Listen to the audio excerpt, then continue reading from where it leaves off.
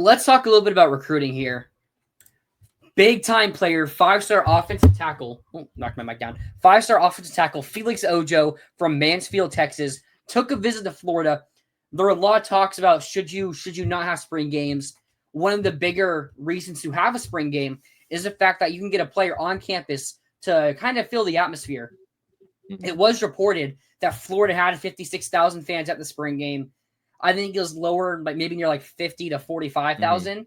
But it was still way more than reported for like every other spring game. Like Tennessee had like 30,000. So we had a really sought after spring game compared to these other schools.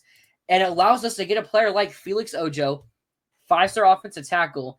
A little bit of discrepancy here in the rankings. As a 247, they have him as the 7th best player. Their composite has him as the 25th.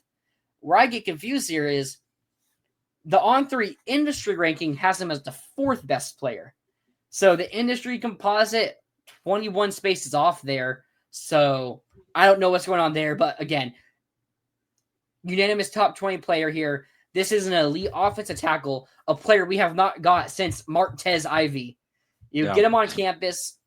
I heard a couple weeks ago, if we were to get a 5-star offensive tackle, it would be Felix Ojo. Now, we did talk last week about Florida's most important recruits, and I said Samuel Roseborough, not Felix Ojo.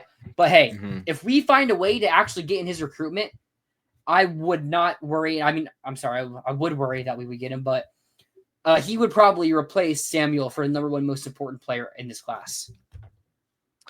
Yeah. A couple thoughts here. Like, first of all, going back to kind of your original point, I think, even if you take these coaches at face value when they talk about the concerns about tampering with spring games or whatever, like, I think at the very least you owe it to yourself to do what Florida did and just hold it and not televise it. Cause yeah, it's a really good opportunity to have recruits on campus and kind of simulate a game day atmosphere. I mean, if there are 50,000 people there, that's a pretty good game day atmosphere. I mean, talking about Ojo, like, I think it's interesting to me. Florida's been pretty aggressive with offensive linemen in this cycle in terms of going after some of the biggest names. I feel like, not that they haven't done that in the past, but I mean, they're in the mix for, not only Ojo, but, guys like Kini Pepe, Emmanuel Iheanacho. Sorry if I butchered that, but we were not in his top 7.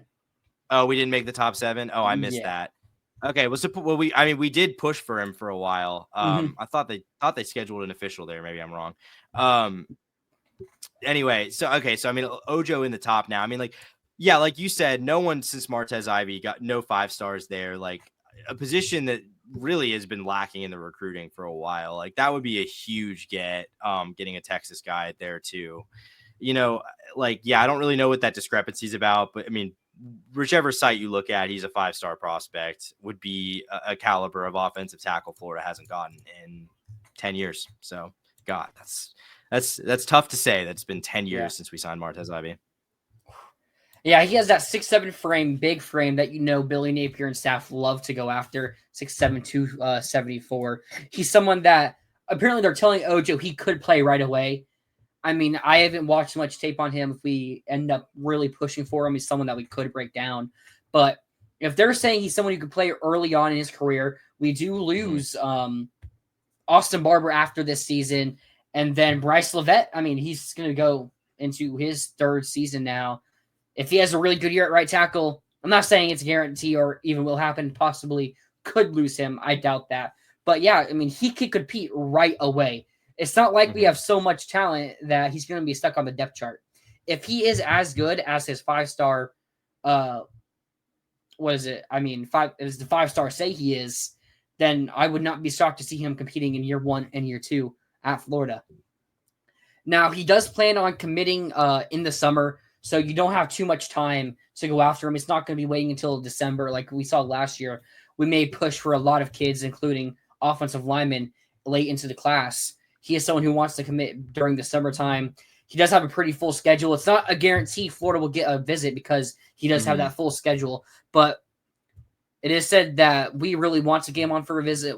He would love to come on for a visit. So it's not someone I expect us to land, but it's someone that if we start getting talks about it, we'll see where it goes. Yeah, a guy who, according to 247 Sports, it looks like it's already set 5 officials, not with Florida. His whole June and a lot of the next month too is kind of booked up for him. So Yeah, I mean, we'll see there. I mean, I'm not sure Florida's in the best possible position, but it's nice to see them getting a guy like that on campus. When there were, I don't know exactly what all schools had theirs yesterday, but I know Auburn and a few others did. So there was some competition with other big time schools having their spring games this past weekend. So I mean, yeah, like I don't know how realistic of a get this is for Florida, but it's good. I'm encouraged to see them being aggressive in pushing for these high end offensive linemen, because I think it's the one sort of area where we're not recruiting up to par right now. In order, he has visits at April 18th, so in 5 days, to Ole Miss, May 30th to Ohio State, June 6th to Michigan, June 13th to Texas, June 20th to Oklahoma. Now, they do get unlimited official visits, so we could get him in, but you see how clogged up that official visit list is right there. That's 5 schools from April 18th, June 20th that he already has planned visits. I don't know when like the dead periods are, but I assume May 30th is probably like the opening of the dead period, reopening of it. So. I would think And I so. assume sometime by April 18th, so like April, the end of April, is when the dead period ends. But got to find a way to get them on campus for a visit. You know, if you can get them onto your campus, you have a shot at them. We learned that year one with Kamari Wilson. We learned it with big players like Drake Stubbs and Dallas Wilson that we managed to flip. It's probably going to be a thing of money, which we've shown to not put too much money into elite level offensive linemen because they believe they can develop them. But with the hype around the basketball program and football program, a lot of money coming in, now might be the time to go after one of those high level guys. Yeah, I mean, it's kind of now or never for this staff. I mean, I think we've talked about it, but like this is the year that's going to determine if they get more time to continue building this. Yeah, I mean, Rob, I don't think either of us are like super optimistic about Florida's chances here, but he was at the spring game. And Florida's had a lot of success in the past with guys they've gotten to come to spring games, so worth talking about. The duality of man. Yeah, Rob, we can't get him. Mr. Know-It-All, we can get anyone. You know, something that kind of shot out to my eye. Last 5-star came to the spring game, was from Texas. Xavier Filisame ends up coming to Florida. You know, maybe there was the hope that we could get Felix Ojo to do the same. But, yeah, right here, George. Florida can get anybody. Florida is sexy right now. Perfect way to describe it.